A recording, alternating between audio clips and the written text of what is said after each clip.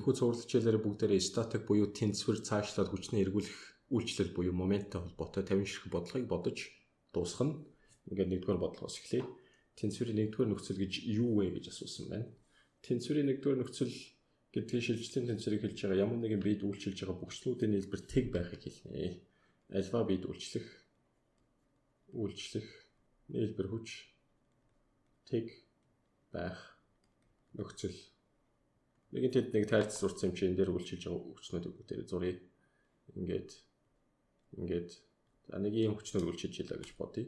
F1 2 3 эдгээр бүх хүчнүүдийн нийлбэр юутай тэнцвэрнэ? Тэгтэй тэнцвэрнэ. Үүнийг шилжилтийн тэнцвэр гэнэ бүгдээрээ. Хоёрдугаар зурагт үзүүлсэн систем тэнцвэрт байгаа болвол ачааны массыг олооч гэсэн утастай татах хүч нь 30 ньютон юм байна. За тухайн бид үйлчилж байгаа хүчнүүдийг бүгдээрээ зуръя л да. Доошоо хүндийн хүчээр үйлчлэн дээшээгээ Т гэж татна. Яагаад тэгэхээр энэ утсанд хэрвээ Т гэдэг хүч үүсэж байгаа юм бол ингэж яваад эргэвчтэйгүүд даваад яг л ижилхэн Т гэдэг хүч буцаад энэ утасны үргэлжилтээр үүснэ гэсэн санааг энд илэрхийлнэ. Энэ манай mg байна. Ингээд тэнцвэрт байгаа учраас дээшээгээ нэмэх тэмдэгтээ доошоо байгаа хүч нь сөрөг тэмдэгтээ энэ хоёрын нийлбэр нь тэгтэй тэнцвэр байх учиртай. Яагаад вэ гэхээр тэнцвэрт байгаа гэдээ өгчгсөн байгаа. Ингээд mg энэ дээрээс гэдэг бол Т-г G-д босондоо тэнцвэрнэ. За Т гэдэг маань бол 30 ньютон юм байна. G гэдгийг 10-аар авчиг бүгдээрээ ингээд 3 кг масстай байх нэ. 3 дугаар бодлогыг хэрхэн яаж бодох вэ? Эхлээд унших хэрэгтэй сайн. M масстай бөмбөлөг биеийг таазанд үс сунах утсаар холбож хэвтэй чигт 30 ньютон хүчээр татсан юм байна. Систем тэнцвэрт байх бол бөмбөлөг биеийн массыг олооч гэж хэлсэн байна. Энд байгаа утасны татах хүчийг дүрслэх юм бол энэ хүчийг X болон Y тэнцвэрээр хоёр байгуулагчд нь задлж болж байна. Эдгээр нь юу болох вэ гэхээр ийшээгээ нэг байгуулагч ийшээгээ нэг байгуулагч болно. Ингээд энэ голын хүч одоо ингээд байх болчихсон байгаа. Гэхдээ энийгээ задлаа. Энэ 37 градус байх учиртай. Энэ ингээд T cos 37 градус, энэ болохоор T sin 37 градус болно гэсэн үг. Харин энэ доошоо mg болно гэсэн үг. Хүндийн хүч. Ингээд дөрвөн хүчийг бүгдээрээ тэнцвүүлээ. Ямар хүчүүд байгаа гэхээр ийшээгээ мөн ийшээгээ энэ доошоо дахиад нэг хүч байна. Энэ бол T cos 37. Энэ мэдэгдэхгүй байна. Cos 37 0.8 T гэдэг тавьчих. T sin 37 зүүнгаар тийшээгээ энэ 0.6 Т гэсэн үг. Харин ийшээгээ 30 ньютон хүчээр татагдж байгаа доошоо m-ийг үчигэн g-гээр татагдж байгаа юм байна. M масстай гэдэг масс мэдэгдэхгүй байна. Яг юу болох гэдэг юм? Бөмбөлгийн массыг л бүгдээрээ олох гэдэг юм байна гэсэн үг. Ингээд x болон y тэнхлэг дээр хөдөлгөөний хуулиудаа бичээд тэгтэй тэнцвүүлэх хэрэгтэй. X тэнхлэг дээр at x гэж бүгдээрээ бүх хүчнүүдийн нийлбэр тэгтэй тэнцвэр байх хэрэгтэй. Яагаад вэ гэхээр тэнцвэрт байгаа учраас. Ингээд ямар хүчнүүд хэвтэй тэнхлэгтэр байна вэ гэсэн чинь энд 30 ньютон хүч үнэ нэг арай жоохон томруулъя.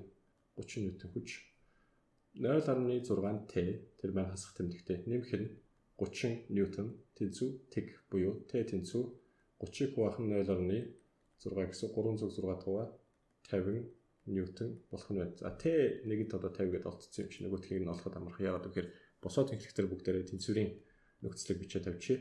Т cos 37 тэр маань 0.8 Т хасах нь массыг үрчгэн G тэнцвэртийг би массыг олгож байгаа. Масс гэдэг бол энэ дээрээс 0.8 Т-г бүгдээрээ G хуваасандаа тэнцэх нь байна. Ингээд орлуулъя.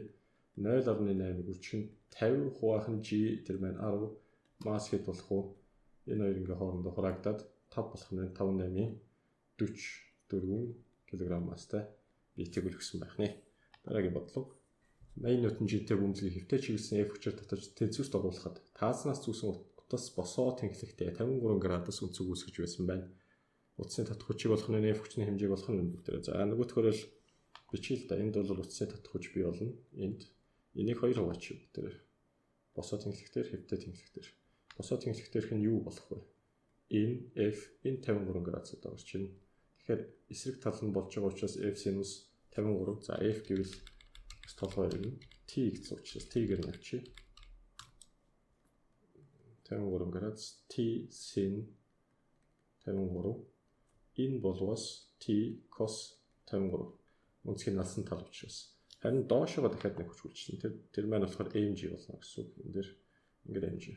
Нэгдүгээр тэгштгэл x тэнхлэгтэр бүгдээр бичиж x тэнхлэгтэр f хасах t cos 53 градус тэнцүү Тгээ гэсэн үг. Y тэнцвэртэй 2 дугаар тэгшгэлийг бичье. Y босоо тэнцвэртэй дээшгээ T синус 53 байна. Харин доошоо mg байна. Хасах mg тэнцүү техник зүйлийг өгсөн. Тэр маань юу гэхээр энийг ингээд өгчихсэн байна. Нэгээр жоохон томоор явъя. Энэ хэд вэ? Энэ 80 ньютон гэж өгсөн байгаа юм байна шүү дээ. Энэ дээрээс бүгдээрээ T-г олж болж байна. 80 хувахан синус 53. Синус 53 чинь 0.8 байдаг баг. 800 100 ньютон. Утсыг татах хүчийг олчлоо. Одоо F хүчний хэмжээг бүгдээр олъё. F хүчний хэмжээг нэгдүгээр тэгшэл дээрээс олж болж байна. F тэнцүү T-г үйлчлэх cos 53. T маань 100 cos 53 0.6. Энэ дээрээс 60 ньютон болж бодлогын хариу олдох нь 5 дахь бодлого. Үрлийг үл сунах утсанд зүүж налуу хавтгаараа толбсон юм байна. Налуун зүгээс үрлд үйлчлэх нормал хүчний хэмжээ 30 ньютон байсан бол утасны татах хүчийг олооч гэсэн байна. Үүнийг яаж болох вэ? Үүнийг ингэж болно. Үйлчилж байгаа хүчнүүдийг нэг зургийг бүгдээрээ доошоо mg байна. Ийшээгээ нормал хүч байна. Ийшээгээ T байна. T байна. Окей, за энэ тусад нь авч байгаа бүгдээрээ зурчих. Энэ байна. Ингээд ийшээгээ нэг юм хүч байгаа юм байна. Доошоо mg байгаа юм байна. Ийшээгээ T татах хүч байгаа юм байна гэдээ ойлгочих. Энэ бол T, энэ бол нормал хүч. Энэ гэсэн үг. Энэ mg өөрийнх нь. Энэ mg-г x бол y тэнцвэрээр хуваая. X y тэнцвэрийг яаж авах вэ гэхээр y-г нь тухайн налуутай нормалаар буюу 90 градусаар авчия. X-ийг налуун дагуу авчия бүгдээрээ.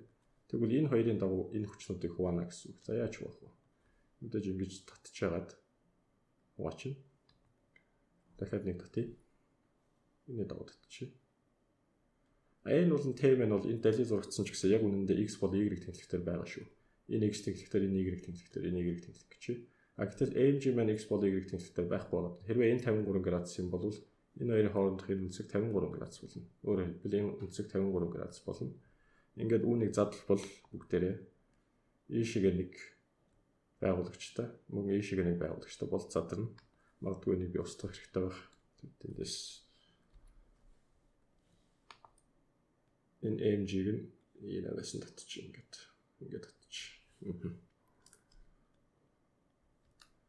Энэ mg шүү. Энэ бол юу вэ гэвэл mg sin 53 болно. Энэ нь mg cos 53 болно. Хоёр байгуулагчт нь тухайн векторыг задлсан учраас энэ вектор буюу энэ хүч маань байхгүй болно гэсэн.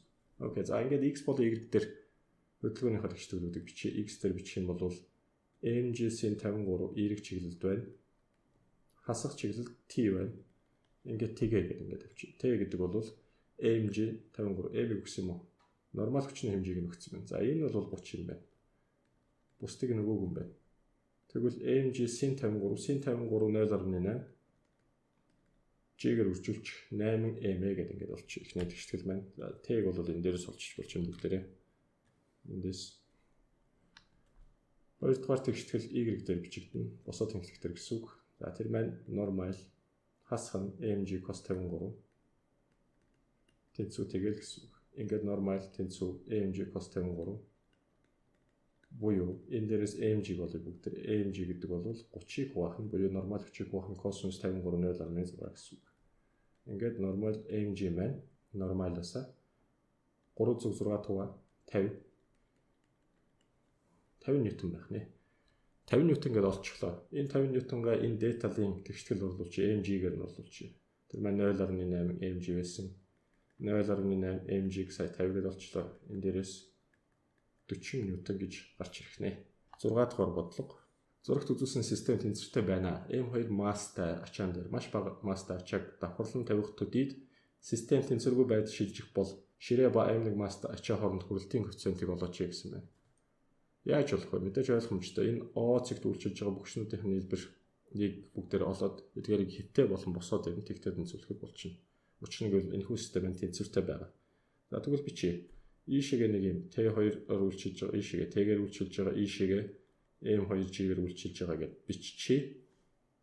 Тэгвэл O цэгт нэг хит хитэн хүчнүүдийг бид нар зурх нэ. Энэ дээшээгээ T, энэ ийшээгээ T2, энэ доошоо M2G. M2G энэ дэшигээ T байх нь энэ бол ингээд 37 градус гэсэн үг. За ийшээгээ болон ийшээгээ нэг задарч болж T хүч маань. Тэгвэл энэ T cos 37 градус болно. Энэ болохоор T sin 37 градус болно. Доошоо m2g ийшээгээ t2 хүч. Энэ бол ингээд О цэг шүү. X болон Y тэнхлэхүүд дээр бүгдээрээ тэнцвэрийн нөхцөлийг бичих юм бол X дээр үлчиж байгаа бүгчнүүдийн нийлбэр. Тэгтээ тэнцүү байх ёстой тэр маань t-37 тэнцүү t2 байх нь ойлгомжтой. Яагаад ингэж бичсэн бэ гэдгийг өөртөө нэг ухаад бодоод үзээрэй. Харин Y тэнхлэх дээр 2 дугаар тэгшгэлгээ бичиж бүгдээрээ Y тэнхлэх дээр яг t cos 37 байгаа. Доошоо m2g байгаа. Ингээд бичээд орхичих. За, түүний дараа систем энэ хэсгийг авч үзье. Энэ хэсгийг. Тэгэхээр энд нэг юм одоо бит байна л да. Тэр маань m1 масстай. Ачаа 3 кг юм байна. Түүнд ямар хүч хүлжиж байгаа вэ гэхээр түүнийг энэний зүгээс харахад осоор татж байна гэсэн үг. Ямар хүчээр t2 хүчээр. Доошоо m2g хүч байгаа, дээшээ n хүч байгаа. Үрэлтийн хүч түүнийг энэ дээр барьж байгаа гэсэн үг. F үр гэдэг ингээд биччихье. Дээшээ n доошоо m1g. Ингээд энэ дээрээс бүгдээр үрэлтийг нь олчих. Нэгдүгээр тэгштгэл. За энэ 3 дугаар тэгшгэлгээ нэг гэсэн юм чинь. Тэнцүү m1g энэ мэдэгдэхгүй байгаа тийм. Тэгээд 4 дугаар тэгшгэлээр f үрэлтийг бүгдээрээ харъя. Мэдэгдэхгүй ч гэж энэ дээр угаасаа 3 кг гэдэг өгсөн юм. Тэгвэл энэ бол ингээд 30 ньютон болох нь ойлгомжтой. Тэгвэл f үрийг болъё. F үр μ үржих нь n буюу энэ бол n-ийг харуулна 30 μ гэсэн үг. Окей, 30 μ-гээр байлгаж. За 30 μ-гээр яагаад байлгаж байгаа вэ гэхээр тухайн систем дээр энэ доод талын бичсэн систем дээр бүгдээрээ x тэнхлэг дээрх нэг юм хөдөлгөөний тэгшгэлийг бичээ. Тэр маань t2 тэнцүү f үр тэр нь 30 μ гэсэн үг. Ингээд μ болно гэдэг чинь t2-ыг 30-д хуваажил болох юм байна л да. Тэгэхээр бид нар t2 гэдэг хүчийг эхлээд олох шаардлагатай. За t2 гэдэг бол t-г үржих нь синус 37. Синус 37 0.6 t юм байна гэдгийг эхлээд энэ дээрээс харчий. Тэгээд одоо t-гээ бүгдээр бол энэ доороос гэсэн үг. Энэ тэгштэл дээрээс. Энэ тэгштэл дээрээс t-г яаж болох вэ? За ингэж зурж байгаа бол t гэдэг бол m2g хуваах нь cos 37. m2 маань 2 кг, g маань 10 cos 37 0.8 байдаг. Ингээд болчих жоо. Ингээд 200 хэд тугаах бүгдээрээ 8 тугаана гэсэн үг. 208 тугаах юм бол энэ 25 тийм байна. 25 ньютон. T 25 ньютон гэж олцсон юм бол одоо бүгдээр энэ D тал энэ тэгшгэлд орлуулж аль тэгшгэлд вэ гэхээр энд харуулсан тэгшгэлд. T2 0.6 үржих нь 25 тэнцүү 5 6 30 150 15 ньютон юм байна. 15 ньютон гээд олцож боолох нэ. Тэгвэл ингээд бас дуусчихгүй. Одоо бүгдээрээ μ болно гэсэн. μ гэдэг чинь өөрөө хаана бичээд авчлаа. Би T2-ыг 30 хуваагаар гэсэн шүү дээ. Энэ байна. Энэ байна. Энийг одоо бүгдээр олъё. T2 15 30 0.5 гарах нэ. 7 дугаар бодлого зурагт үзүүлсэн систем тэнцвэртэй байна. А ба Б улсууд параллел бол зүүн гар талын улсны хэвтэй чигтээ үүсгэх тета өнцгийг олооч гэсэн байна. Энэ бодлогыг яаж бодох вэ? А ба Б гэдэг цэгүүдийг энд тусдан зурчих бүгд. Энд нэг юм А цэг байгаа, энд нэг юм Б цэг байгаа гэдэг ингэ зурчих. Ингээд түнд үлчиж байгаа хүчнүүдийг зуръя. Ийшээгээ T3, ийшээгээ T2, энэ доошоо 30 ньютон, ийшээгээ мөн T2, ийшээгээ T1, энэ доошоо 20 ньютон байх нэ. Тэгэхээр шууд биччихье. 30 ньютон, 20 ньютон, T3, энд үүсгэж байгаа үнц 37 градус. Тэгвэл энийг шууд задлчихъя. T3 sin 37, энэ маань бол T3 cos 37 болно. Одоо энэ голын юм хүч байхгүй шүү. Ийшээгээ T2, мөн ийшээгээ T2 байгаа. 2-ын тогийн том тавь. T1 энэ үнцэг маань одоо тета үнцэг болчихлоо. Өттэй гэсэн ч болно шүү. Байлаад байгаа энийг. За энэ хүчийг ингээд байхгүй болгож яаж байх болох вэ? Хоёр байгуулагчдын задлан гэсэн босоо тэнхлэгтэр T1 sin тета, хэвтэй тэнхлэгтэр T1 cos тета. Ингээд энэ хоёр систем дээр бүгдээрээ x болон y тэнхлэгтэр тэнцвэрийг нь бичээд авчи. Эхний систем дээр x тэнхлэгтэр яаж бичих вэ? Ингэж бичнэ гэсэн үг. T2 гэдэг бол T1 cos тета. Харин y тэнхлэгтэр T1 sin тета тэнцүү 20 ньютон. Энэ дээрээс T1-ийг илэрхийлж болно. Гэхдээ T2-ыг ихлээд энэ 2 дугаар дээрээс нь болоод дараа нь түүнийг 1-р тэгштгэл, энийг 1-р тэгшгэлгий, 1-р тэгшгэлд орлуулаад T2 олчихно. Энийг 2-р тэгшгэлгий. Ингээд цаашаа үргэлжлүүлээд хөврүүлээд явчих нь байна гэсэн үг. 3-р тэгштгэл 2-р систем дээр бүгдээр x тэнхлэгтэр бичээ. X тэнхлэгтэр яах вэ? X тэнхлэгтэр ингэнэ. T2 T3 cos 37 тэнцүү T2 4-р тэгштгэлийг нь y дээр бичье. За y тэнцвэрээр бүгдээрээ T3 sin 37 тэнцүү түүнийг 30 ньютонтай тэнцвүүлэх нь энэ дээрээс T3 болтох нь байна. 30-ыг хөөхөн sin 37. Sin 37 чинь 0.6 байдаг хаа. Ингээд 306 тугаар 50 ньютон. Хэрвээ энэ 50 ньютон бол T-г нь бүгдээрээ эндээс болъё. Хаанаас болох вэ? Эндээс болно гэсэн үг. T2 тэнцүү. T3-ыг үржих cos 37, T3 50, cos 37 0.8, 50-ыг 0.8-аар үржүүлээд 40 ньютон гарах нь байна. T2-ыг олцсон юм чинь одоо 1-р тэгштгэлийг тэгштгэл T2-ыг оруулаад T1-ийг олъё. 1-р тэгштгэл дээр харах юм бол T1 гэдэг нь T2-ыг cos θ тугаасанд тэнцэх нь байна. Тэр нь 40-ийг хэд тугаах вэ? Cos θ тугаасанд тэнцэх нь байна. Ааха. 2-р тэгштгэл дээр юу болох вэ гэвэл 2-р тэгштгэл дээрээс T1 нь sinus θ-г 20 тугаасанд тэнцэх нь байна.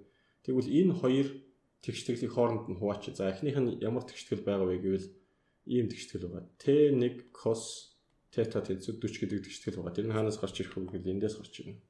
Эндээс гарч ирнэ. Косинусыг тэнцүүгийн тэмдгийн зүүн тал руу гаргачих юм бол үүсгэж гарч ирнэ. 2-р тэгштгэл дээрээс T1 sinus θ 20 гэсэн ийм тэгштгэл байна. Энэ хоёрыг хооронд нь хуваач. Хуваах юм бол энэ хоёр хураагдана. Энэ котангс θ тэнцүү 2 болно гэсэн. Энэ дээрээс θ гэдгийг олъё. Тооны маш хэрэгтэй. Ойролцоогоор 27 градус гарах нэ.